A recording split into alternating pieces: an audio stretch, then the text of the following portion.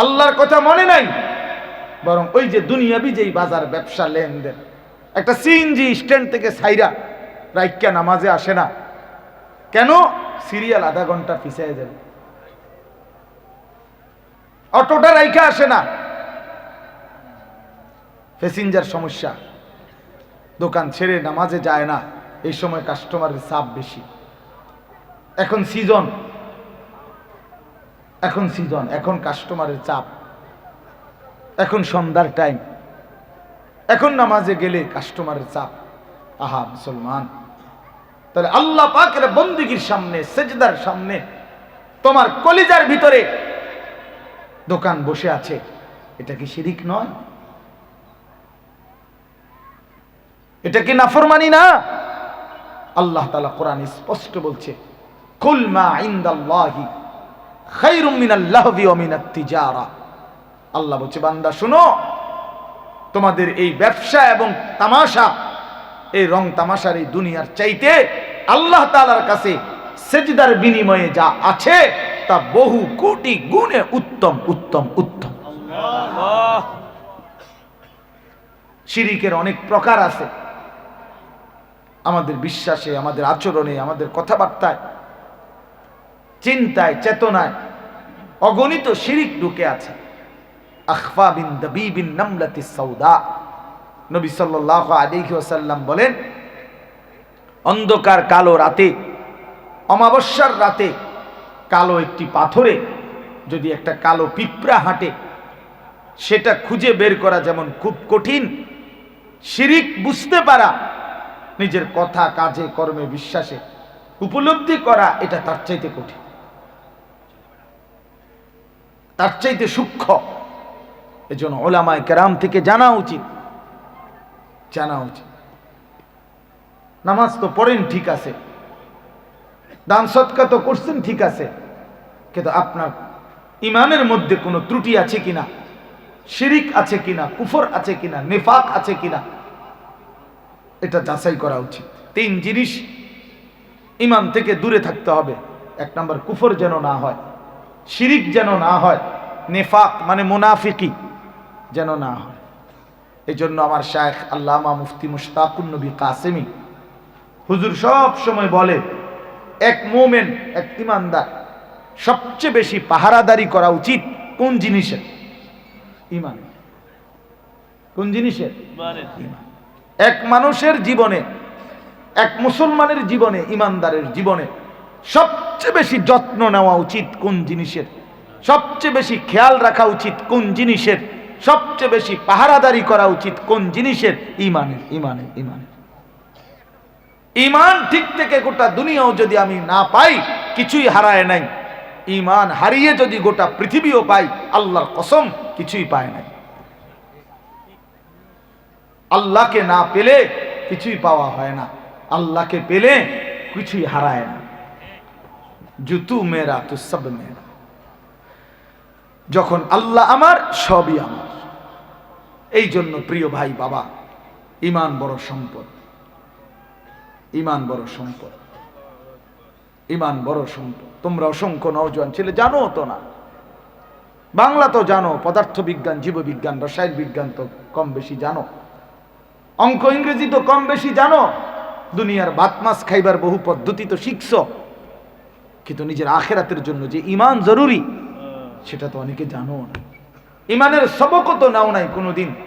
অথচ সাহাবীরা, হাদিস স্পষ্ট আছে, কিশোর বয়সে হযরত জুনদুব ইবনে আব্দুল্লাহ, একজন সাহাবীর নাম জুনদুব, উনি পরিষ্কার হাদিসে আছে, উনি বলেন নবীজি সাল্লাল্লাহু আলাইহি সাল্লামের কাছে আমরা কিশোর বয়সে 12-14 বছর বয়সে নবীজির কাছে আমরা থাকতাম, থাইকা অবস্থান করে আমরা কিশোররা ফাতাআল্লামনাল ঈমান, আমরা রাসূল থেকে ঈমান শিখলাম।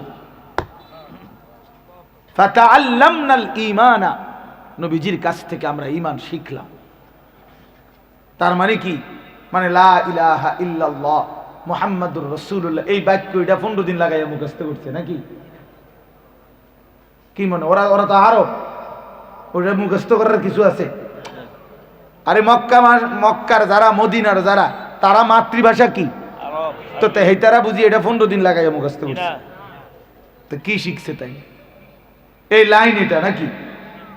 তাহলে বোঝা গেল শুধু এই লাইন তো কালেমা, এটা তো ঈমানের বাক্য, কিন্তু এই বাক্যটা আমার কাছে কি চায়? লা ইলাহা ইল্লাল্লাহ আমার কাছে কি দাবি করে? ইল্লাল্লাহ এটা আমার কাছে কি চায়? মুহাম্মাদুর রাসূলুল্লাহ এটা আমার কাছে কি দাবি করে, কি চায়? এটা হরফ হরফ, সবক সবক বুঝতে হয়, শিখতে হয়, শিখতে হয়, শিখতে হয়। মুসলমান আখেরাতকে বড় কম দামি মনে করছেন আপনারা। টিয়া 10,000 দিলে আখেরাত, মসজিদের সামনে কাতারে টাইলস দিয়া দিলে বেহেশত রেডি, 4টা সিলিং ফ্যান দিলে মসজিদে খালাস, কুল্লু খালাস, বেহেশতের বুঝে গেছে। সারা জিন্দেগির সিটারি বাটপারি, সুদ ঘুষ 2 নম্বরই সব কিছু বুঝে গেছে। 4টা সিলিং ফ্যান করে বাহ, বেহেশত বুঝিয়ে 4টা সিলিং ফ্যান 3,000 করে 12,000 টাকা দিয়া কি তো কয় এত কম দাম? কি রে মামা, বেহেশত বুঝিয়ে 12,000 টাকা 2 কাতার টাইলসের দাম দিয়ে বেহেশত। বেহেশত কিতা? আপনি কিতা মনে করছেন আসলে? বেহেশতটা কি মানে 2টা রুম আর একটা বারিন্দা? হ্যাঁ,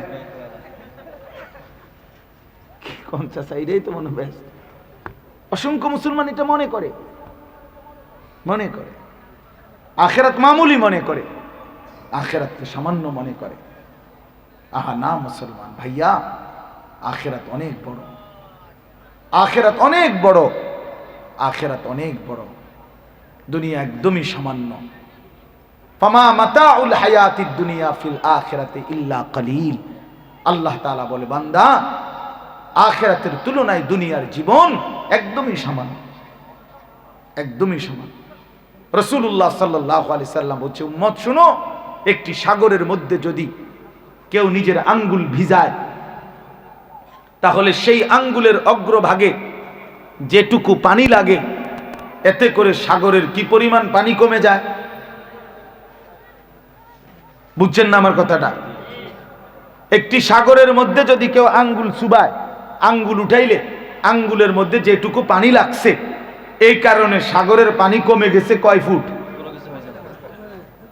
আল্লাহর কসম, নবীজি বলছেন, উম্মত ঠিক এরকম আঙ্গুলের অগ্রভাগে যেটুকু পানি লাগছে সাগর থেকে, এইটা হলো দুনিয়া, আর সাগরের বাকি পানিটা আখিরাত।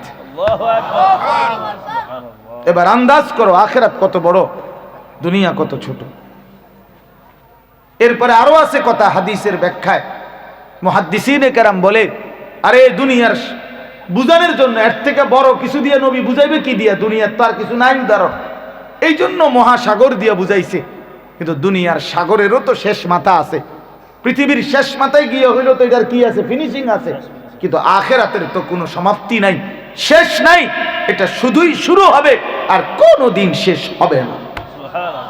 আফামা নাহনু বিমাইয়িতিন, আল্লাহর কোরআনে আছে, জান্নাতি বান্দা নিজের পরিচিত জাহান্নামী লোক জাহান্নামে দেখবে আর ডাক দিয়ে বলবে, দোস্ত মনে রেখো, আমিও পরিচিত, তুমিও পরিচিত, আমি জান্নাতে, তুমি জাহান্নামে।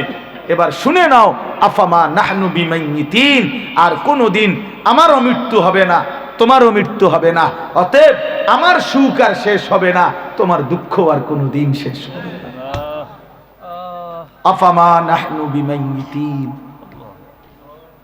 মনে রাখো বন্ধু, আখিরাতে যে হাসবে সে আর কাঁদবে না, যে কাঁদবে সে আর কোনোদিন হাসবে না। দুনিয়া এই হাসে, এই কাঁদে, দুনিয়া এই রোদ, এই বৃষ্টি, দুনিয়া এই অন্ধকার, এই আলো, হ্যাঁ, দুনিয়া এই চোখের পানি, এই হাসি।